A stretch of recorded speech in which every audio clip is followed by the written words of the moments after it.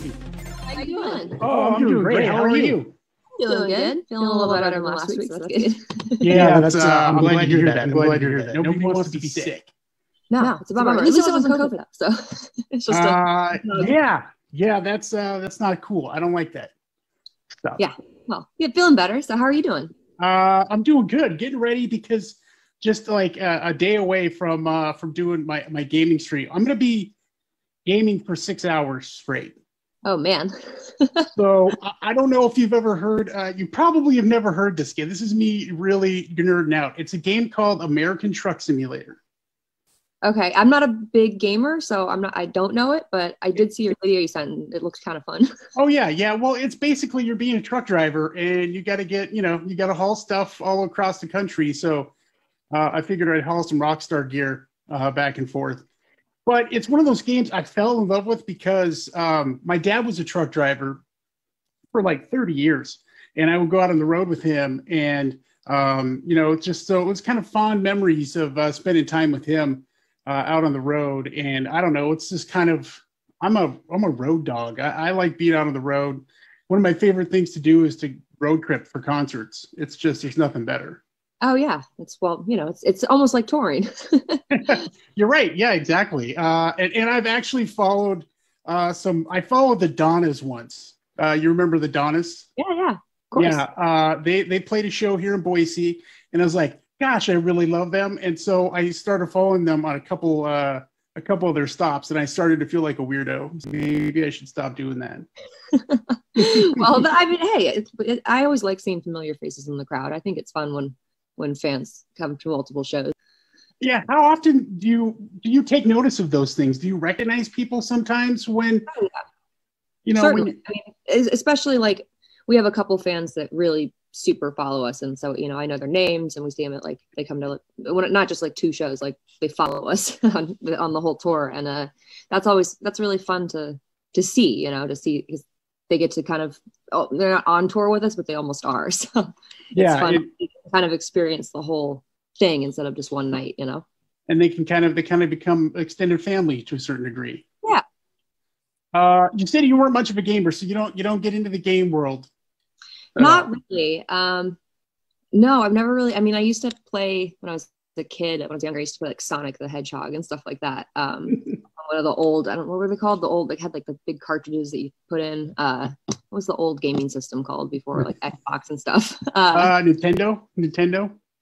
It wasn't Nintendo. It was the other one. Sega Genesis. Sega. That's what it was. Yeah, Sega. All right, nice. Yeah. Yeah, you moved on to more important. You probably picked up a guitar, I'm gonna guess. I did. I picked up a guitar, and gaming kind of went out the window for me. Yeah, that's all right. But I have friends that love it, and I actually enjoy watching people game. I think that's actually really entertaining. It's almost like watching television. Yeah, and that's the thing. So this is funny. As I'm doing a game stream here, about 5-6 years ago, I have two daughters. Now their ages 20 and 23. But, when they were younger, they would watch YouTube. They would watch people playing video games on YouTube. And I would make fun of them and laugh at them for, what are you watching people playing games for? You should be playing the games. And now I deeply regret saying any of that, because here I am playing games on streams. And so I just feel a little hypocritical in that fact. But they taught me the way. And I wish I'd encouraged them more to do that, because then they would probably be, making a lot of money on the YouTubes or on the Twitch, which is interesting. I'm wondering, on all this downtime with the pandemic, had you guys considered doing anything like that? I mean, Matt Heafy from Trivium has really turned Twitch into a business for the band. And I know a lot of bands are now doing a bunch of stuff on Twitch. Was that ever something you guys had considered doing? Maybe. I'm so technologically challenged that I'm still trying to keep up with Zoom and Instagram. So I still don't quite understand what Twitch is exactly. I've seen it a little bit, but I know it's like interactive and people can comment as you're live or something, but I don't really get it yet. Yeah. So you can explain it to me. Yeah. Basically it's just, people, playing games, and then, they have, it's personality driven when you get down to it. And they get to showcase their personality while they're playing games. And yeah, they get to interact with people via chat and those sort of things. And is it all gaming? Is Twitch mostly? No. Well, I mean, it started out gaming, but now it's really morphed into a lot of different, aspects and people doing a lot of interesting things, and a lot of music has kind of come about where, Matt does a lot of his music stuff on there. I mean, he's gone way beyond what anybody else does, but, there's a lot of bands who they get together and play games with people. And it's a great place for, I think, that because fans really have a chance to interact directly with artists, which isn't always the case. Yeah. So, okay. Well, interesting. I'll look into it a little more, maybe. It's okay. You know who else is on the edge of that? Is like, I'm not into that. It's Corey Taylor. He is like, I don't need to get into this whole thing. I'll just do the regular, good old fashioned stuff, and so that's okay with me. Yeah, whatever. I feel like I'm a. Probably doesn't bode well for me in this new modern paradigm, but so I'm constantly trying to like keep up, but yeah. Well, it's interesting you say that. I don't want to call you old fashioned, but when we had just talked a couple days ago, really, and as I was thinking about that conversation, and one thing that kind of popped up that I have always kind of wondered is, I know you've been somewhat of a singer since you were a kid, and you've always wanted to do music, but at what point did you realize that you had found your rock voice? Because you have such an amazing voice, and it stands out from a crowd of other people, I think, and it really does have that rock tone, a lot like Joan Jett. I don't know how to describe it, but when did you realize you had discovered that in yourself? It's a good question. I don't really know. I don't think there was like a moment, because I just always sang. Like I never took vocal lessons. I never trained or did anything like that. I just kind of would sing a song no matter what the song was and see how it came out. Like it's kind of that simple.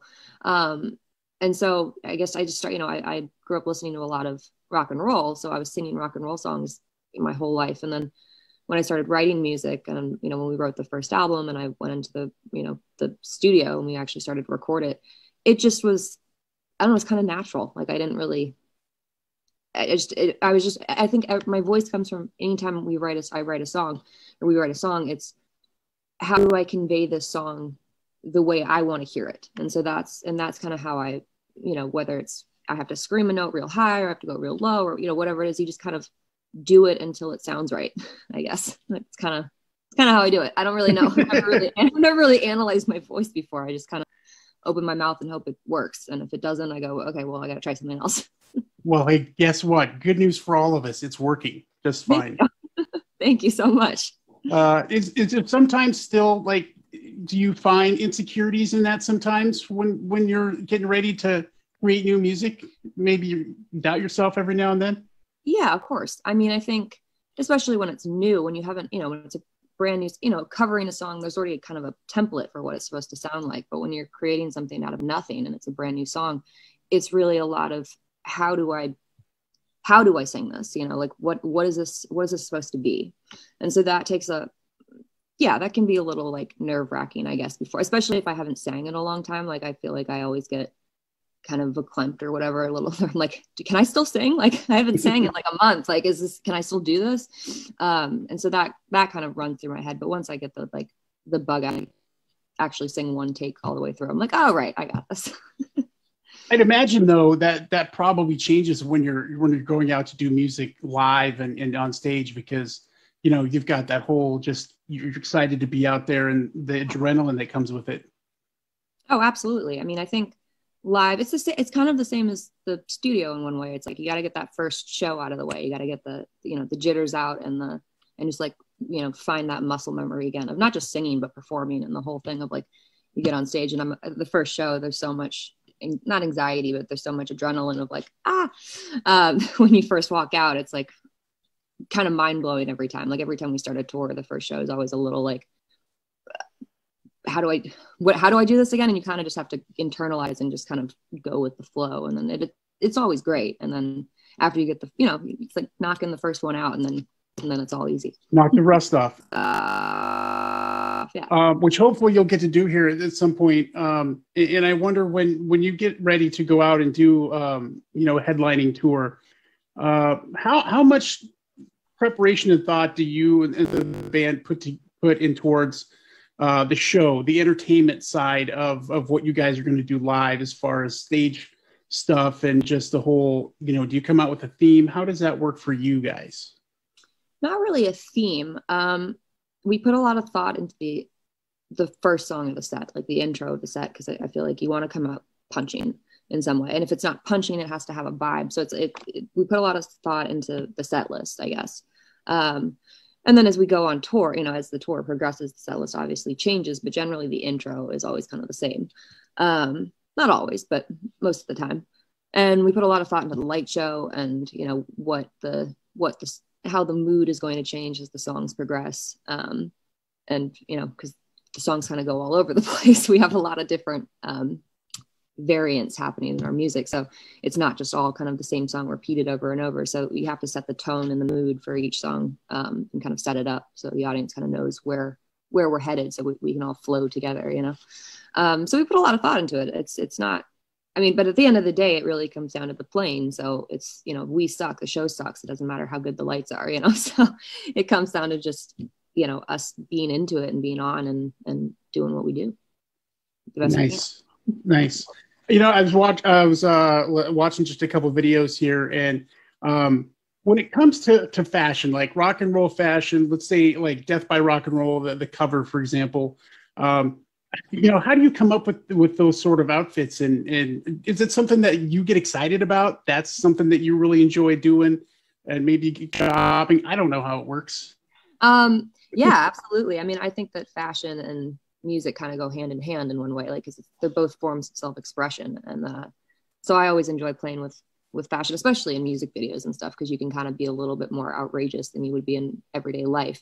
Like Death by Rock and Roll, for example. But it always kind of comes from a concept, especially in music videos. So like the single cover for Death by Rock and Roll, for example, was meant to be kind of over the top, almost 80s outrageous motorcycle, hair flying, like black latex, Mm-hmm. That was kind of the point, because it was very much in memory of our producer Kato, who passed, and he loved all that stuff. So it was kind of, what would Kato like? That was kind of the concept. And which I'm not really a big 80s rock fan at all, so it's kind of a little bit out of my box for me, but it was kind of in memory of him. And so that's really where that came from. So it's so everything kind of has a thought process behind it. It's not just like, do I like this? The do I like this thing kind of comes more on tour of like in everyday clothes and like what I would wear naturally, whereas a video is kind of more, out of the box, I guess, or whatever you want to say about it. Right. And then we have Only Love Can Save Me Now. And I don't know, that was a tough decision. It's just a t-shirt, really. Yeah. Well, that was Only Love Can Save Me Now is actually more how I would dress in everyday life. It's like pants and a tank top and a white dress. So I wanted it to be kind of simple. So it's really about the, less about the outfits and more about the song and the message that we're conveying and the emotion. I didn't want the fashion to kind of distract too much. Yeah. And we talked a little bit about this, but just, going through that video and how amazing it is. And just the fact that, makes for long days. How many days did you do shoot on this video? Long days, not a lot of days. We actually filmed 3 videos back to back, and back in November, we filmed 3 videos in 4 days, and it was a cluster during COVID, mind you. So we were in New York City, 60-person crew, 4 days, 3 videos, and a photo shoot. So yeah, I didn't really sleep much. It was a lot of work, but I think they all turned out pretty good and pretty awesome and pretty unique. Only Love Can Save Me Now was the last video we filmed, so that was the last day of shooting. And it was a lot of fun. It was, I think I talked about this with you, but there's the giant, I was the lucky one that got soaked in rain, and that was kind of freezing cold rain, mind you. So the concept was, create a hurricane inside, basically create a storm inside.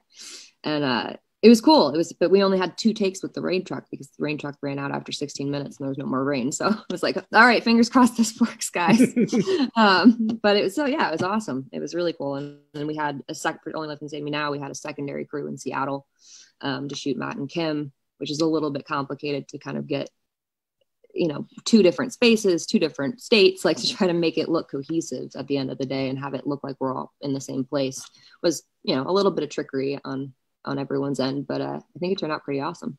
Yeah, it really did. And, we talked a little bit about your previous career in acting. I wonder, have you ever thought about, I'd really like to direct a Pretty Reckless video? Well, I do. I co-direct all of them. Oh, okay. Yeah, I like every video we've ever made. I've written the treatments for. I'm very involved. So yeah, I write the treatments, and then I just find the right partner, director and crew and partner to work with, because it's hard for me to solely direct something because I'm in it. So I need some backup and some help. But all the concepts and the ideas come from me. I mean, I was directing Matt and Kim via FaceTime in Seattle. So, and the camera guys and going, nope, the angle has to come from this direction. The light has to move over here, blah, blah, blah. So I'm super involved in all of it. It's very much my vision. Yeah, that's really cool. And I mean, who do you trust the most? You trust yourself, especially when it comes to your guys' music. So that makes sense. I've always wondered with some people, with some bands, and they end up doing these videos and it's with great directors and stuff, but it just seems like maybe you want things to kind of line up with the way your music is. Yeah, because the video it's an extension of the song. You want it to be entertaining and visually entertaining and have that quality to it, but at the same time you don't want it to just to distract from the song or take away from the song. It's meant to embellish it. So that's how I'm always kind of riding a fine line of that. And it's tricky in rock videos, specifically rock videos, because the songs move so much. There's so much dynamic in the songs themselves, from tempo changes to mood changes, to whatever. It's not like hip hop or something where it's just kind of this stagnant, constant beat where you can edit it on the beat constantly. Like it's, the editing of videos is always it takes almost the longest, because you have to make it flow with the music. So it doesn't, you can't just grit it, I guess is the way to say it. So it's they're always a little bit complicated and kind of stressful, but a lot of fun at the same time. How soon after writing a song do you start to think about the video portion of it? Probably pretty immediately. I don't know if I think of the video necessarily, but I certainly think, when I listen to it, I see images in my head. So just based on the tone of the song or the lyrics of the song, I start to kind of see ideas, and I pretty much write movies in my head for every song, like grandiose ideas of film. And, we can never really accomplish that. So it's always kind of, I talk with the band and Ben and I kind of, go over it, and everyone's just always going, okay, we can't do that, Taylor. So tame it down less. Like what can't we accomplish? Like, I like where you're going with this, but you got it like less. So that's kind of always the struggle of how to get my grandiose ideas simplified into something we can actually make. Wait, why can't we do the grandioso ideas? Why can't we have like a Purple Rain? Money. Oh yeah, that stuff. Very expensive. Yeah, that stuff. The fiscal aspect of it. Yeah, your band sounds like my wife. They're like, hey, we can't afford that. Stop that. Yeah, we can't afford that. So like, what else can we do? Yeah, okay, a rain is cool, but no, you can't actually, like, we can't film underwater in the ocean. So like, what else can we do? Oh man, that's totally awesome. And usually I'm prepared and I know things, but I don't know why. I never knew that you were, creating and directing these videos for the song. So that's really cool. Really talk about it much. So I don't even know if many people know that, because I like to give credit to, all the other people who, work very, very hard on all of them. But at the end of the day, it comes down to my vision and working with collaborators who can help express that the best way and help accomplish that. Yeah. Yeah. Well, I think it's really cool. And, it's also, along with everything that you're doing with music and all those things, makes for, I don't want to say female empowerment, because I don't want it to be a cliche type of thing, but you certainly are leading the way in a lot of ways for young women to be able to see, hey, we can do some really, really cool stuff. How important is that for you as a young woman yourself?